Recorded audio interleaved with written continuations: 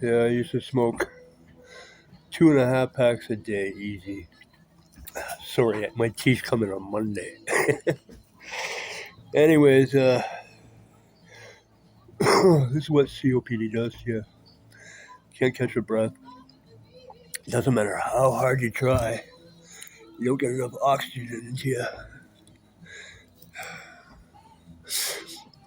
Every day just sucks.